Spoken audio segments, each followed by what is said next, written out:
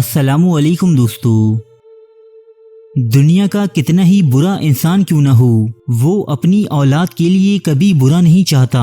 ماں اور باپ وقت پڑنے پر اپنے بچوں کے لیے اپنی جان تک قربان کر دیتے ہیں، لیکن اقتدار اور حکمرانی کا نشہ کچھ ایسا خطرناک ہے کہ انسان اپنے اور پرائی کی تمیز تک بھول جاتا ہے۔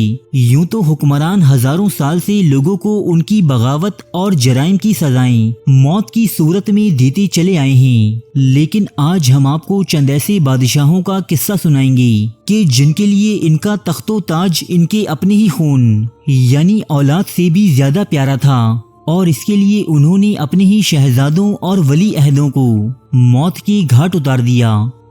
آئیون دی ٹیریبل۔ روس کا حکمران آئیون فور، جسے آئیون دی ٹیریبل بھی کہا جاتا ہے، دنیا کا ایک مشہور ترین بادشاہ گزرا ہے۔ یہ بادشاہ صرف اپنی فتوحات کے سبب ہی مشہور نہیں، بلکہ اس کا پاگل پن بھی حد سے زیادہ بڑا ہوا تھا، اور اسی لیے تاریخ نے اسے ٹیریبل یعنی خوفناک کا خطاب دیا۔ جہاں اس نے روس کی آس پاس کی ریاستوں کو اپنے ملک میں ضم کر کے ایک وسیع و عریض رشین ایمپائر کی بنیاد رکھی، وہیں یہ اپنی 8 بیویوں کا قاتل بھی تسلیم کیا جاتا ہے۔ آئیون دی ٹیریبل کا ایک بیٹا تھا آئیون ایوانووچ، جو ایک لائق اور قابل شہزادہ تھا۔ ایک دن اس کی بیوی یعنی آئیون دی ٹیریبل کی بہو اپنی سسر کے سامنے آئی، لیکن آئیون دی ٹیریبل کو اس کا لباس پسند نہیں آیا اور اس نے ایک چھڑی کے ذریعے اپنی ہی بہو کو بے انتہا پیٹا۔ دوستو، اس وقت اس کی یہ بہو حاملہ تھی اور اس مار پیٹ کے سبب اسقاط حمل یعنی مس کیریج کا شکار ہو کر اپنا بچہ کھو بیٹھی۔ اس بات پر آئیون کے بیٹے آئیون ایوانووچ نے اپنے باپ سے باز پرس کی، تو اس کے باپ نے غصے میں آ کر ایک نوکیلی چیز سے اپنے ہی بیٹے کے سر پر وار کیا، جس سے وہ موقع پر ہی دم توڑ گیا۔ آئیون دی ٹیریبل اپنی پاگل پن اور ضد میں یہ عمل کر تو بیٹھا، لیکن مرتے دم تک وہ اپنے اس بیٹے کے غم میں مبتلا رہا۔ ہیروڈ دی گریٹ۔ ہیروڈ اعظم وہ بادشاہ ہے کہ جس کا ذکر بائبل میں ایک سفاک اور قاتل حکمران کے طور پر درج ہے۔ یہی وہ بادشاہ تھا کہ جس نے حضرت عیسیٰ علیہ السلام کی پیدائش کے وقت یروشلم کے علاقے بیت لحم کے ہر 2 سالہ یا اس سے کم عمر کے بچے کو مار دینے کا حکم دیا تھا۔ اس بادشاہ کی سنگدلی اور پاگل پن سے خود اس کی اولاد بھی محفوظ نہ رہی۔ ہیروڈ اعظم کے ایک شاطر بیٹے اینٹی پیٹر نے اسے اپنے ہی 2 بھائیوں ایرسٹوبلس اور الیگزینڈر کے خلاف اکسایا اور اسے آہستہ آہستہ یقین دلایا کہ یہ دونوں شہزادے اپنے ہی باپ سے تخت و تاج چھیننا چاہتے ہیں۔ حتیٰ کہ ایک دن ہیروڈ اعظم نے اپنے ان دونوں بے گناہ بیٹوں پر غداری کا الزام لگا کر انہیں موت کی گھاٹ اتار دیا۔ دوستو، یہ حضرت عیسیٰ علیہ السلام کی پیدائش سے 7 برس پہلے کا واقعہ ہے۔ بادشاہ ہیروڈ اعظم کو یروشلم اور ہیکل سلیمانی کی دوبارہ تعمیر کے حوالے سے بھی کافی شہرت حاصل ہے۔ Queen Ariane. دوستو، یہ سن 771 عیسوی کا ذکر ہے کہ جب رومن ایمپائر کی ملکہ ایرین نے اپنے بیٹے کانسٹنٹائن 6 کو جنم دیا، اور اس کے ساتھ ہی وہ رومن ایمپائر کی پہلی خاتون حکمران بن بیٹھی۔ دراصل رومن ایمپائر کی انانی حکومت اس وقت تک ملکہ ایرین کے ہاتھوں میں سونپی گئی تھی کہ جب تک اس کا بیٹا جوان نہیں ہو جاتا، لیکن حکومت و اقتدار کے نشے نے اس عورت کو کچھ ایسا اندھا کر دیا تھا کہ اس نے جوان ہونے کے بعد پہلے اپنے بیٹے کو نابینا کیا اور پھر اسے قید خانے میں ڈال دیا۔ بعد ازاں اس عورت نے ایک نقلی بغاوت کا ڈرامہ رچا کر اپنے ہی بیٹے کو موت کی گھاٹ اتار دیا اور خود پوری رومن ایمپائر کی خود مختار حکمران بن بیٹھی۔ ملکہ ایرین اور اس کے اقتدار کے بیچ میں جو بھی آیا، اس نے اسے نہ بخشا، پھر چاہے وہ اس کا اکلوتا بیٹا ہی کیوں نہ ہو۔ Constantine the Great. رومن شہنشاہ قسطنطین اعظم وہ پہلا بادشاہ تھا کہ جس نے بت پرستی کو ترک کر کے مسیحی مذہب اختیار کیا۔ اس سے قبل مسیحی عقائد کے ماننے والوں پر رومن ایمپائر اور اس کے ماتحت علاقوں میں شدید ظلم و ستم برپا تھا۔ انہیں نہ تو اپنی عبادات کرنے کی آزادی تھی اور نہ ہی اپنے عقیدے کا پرچار کرنے کی۔ قسطنطین اعظم کے اس اقدام کے بعد انہیں ہر طرح کی آزادی مہیا ہو گئی۔ دوستو، یہ بادشاہ ایک اور وجہ سے بھی مشہور ہے، اور وہ ہے اپنے ہی ولی عہد بیٹے کرسپس کا قتل۔ کرسپس ایک بہترین رومن شہزادہ تھا جس سے فوج اور عوام دونوں ہی محبت کرتے تھے۔ اس نے فرانس اور جرمن قبائل کے خلاف مہمات میں بڑی بڑی کامیابیاں حاصل کر رکھی تھیں۔ قسطنطین اعظم اپنے اس بیٹے کو بہت زیادہ پسند کرتا تھا، لیکن ایک مرتبہ قسطنطین اعظم کی نوجوان بیوی فوسٹا نے شہزادے کرسپس پر یہ الزام عائد کیا کہ اس نے تنہائی کا فائدہ اٹھاتے ہوئے میری عزت پر حملہ کیا ہے۔ قسطنطین اس بات پر غصے سے بے قابو ہو گیا اور اس نے اپنے ہی ولی عہد بیٹے کرسپس کی جان لے لی، لیکن کچھ دن بعد اس بادشاہ کو معلوم ہوا کہ یہ الزام جھوٹا اور بے بنیاد تھا۔ تب اس نے اپنی نوجوان بیوی فوسٹا کو بھی دوران غسل دم گھونٹ کر مروا ڈالا۔ عباس دی گریٹ۔ دوستو، صفوی سلطنت نے ایران میں صدیوں تک حکومت کی ہے۔ اس سلطنت کا سب سے قابل بادشاہ عباس اعظم یا عباس اول کو تسلیم کیا جاتا ہے۔ یہ میدانی جنگ کا ماہر اور سلطنتی امور نمٹانے میں بھرپور قابلیت رکھتا تھا۔ اس کے دور حکومت میں سلطنت عثمانیہ اپنی طاقت کے عروج پر تھی۔ اس کے باوجود عباس اول نے ایران کو عثمانی مداخلت سے محفوظ رکھا۔ عباس اول کا ایک بیٹا شہزادہ باقر مرزا، جو اپنے باپ کی طرح باصلاحیت اور جرأت مند تھا، شہنشاہ عباس اسے اپنا ولی عہد بھی نامزد کر چکا تھا۔ عباس کا یہ بیٹا اس کی ایک سرکیشین مسیحی بیوی کے بطن سے پیدا ہوا تھا۔ ایک دن عباس اول نے شہزادی باقر اور سرکیشین امرا کے بیچ ایران کے خلاف ہونے والی ایک سازش پکڑ لی اور اس کی جرم میں اپنے ہی بیٹے کو سرعام موت کی سزا سنائی۔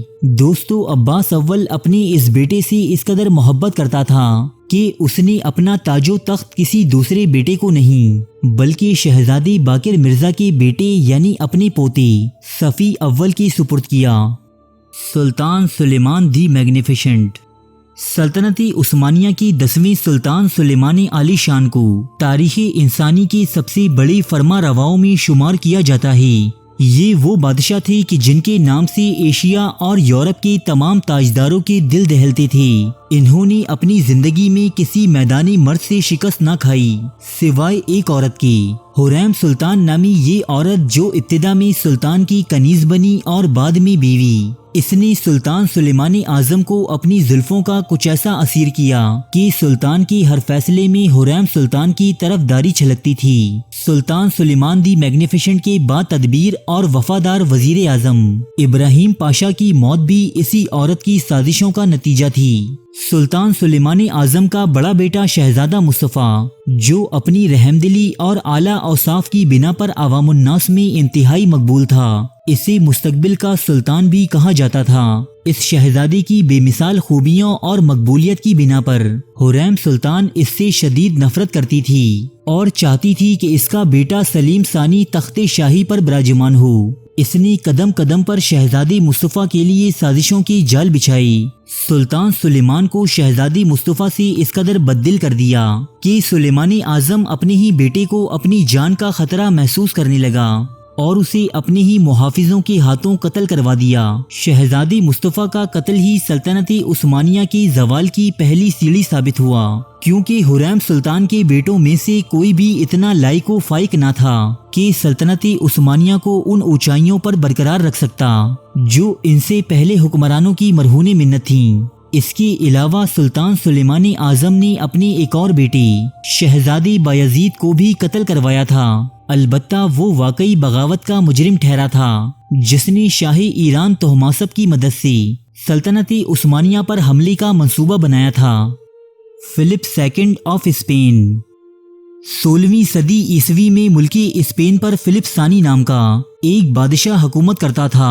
اس کی بیوی ماریا مینیولا نے ایک لڑکی کو جنم دیا اور اس کے بعد وہ دنیا سے چل بسی۔ دوستو، یہ بچہ جس کا نام ڈان کارلوس رکھا گیا جسمانی طور پر معذور پیدا ہوا تھا۔ اس کی ایک ٹانگ چھوٹی اور دوسری بڑی تھی، جبکہ اس کے کندھے بھی آپس میں توازن نہ رکھتے تھے۔ اس کے علاوہ ڈان کارلوس کی ذہنی صحت بھی کچھ زیادہ اچھی نہ تھی۔ یہ اپنی عجیب و غریب عادات کی باعث دنیا میں آج تک بدنام ہے۔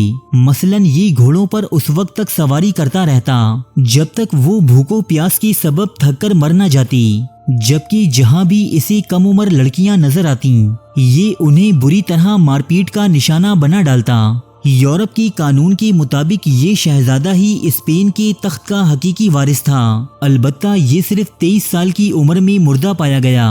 مورخین لکھتے ہیں کہ اس کے باپ یعنی بادشاہ فلپ ثانی نے اسے خود اپنے ہاتھوں سے زہر دے دیا تھا۔ کنگ یونگجو۔ دوستو، کنگ یونگجو کوریا کا ایک درندہ صفت بادشاہ گزرا ہے جو اپنی درباریوں اور عوام پر ظلم و تشدد کی وجہ سے خاصی بری شہرت رکھتا ہے۔ کوریا کے اس بادشاہ نے اپنے ہی سگے بیٹے کو لکڑی کے ایک باکس میں قید کر کے بھوک و پیاس کے سبب مار ڈالا تھا۔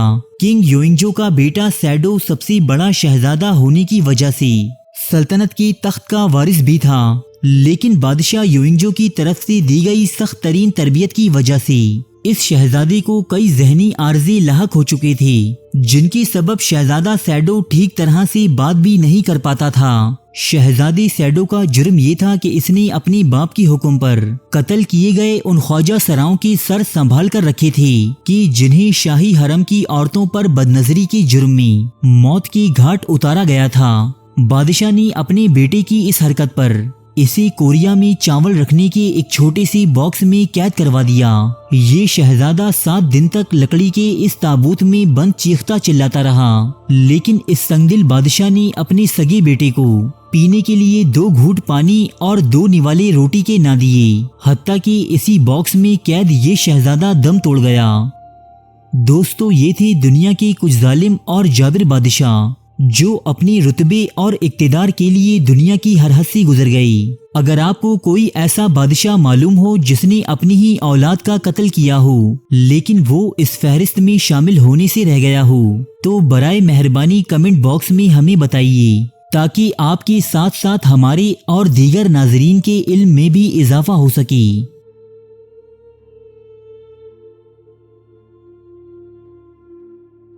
ارے فرینڈز، 1 منٹ، آپ ایسے ہی جا رہے ہیں؟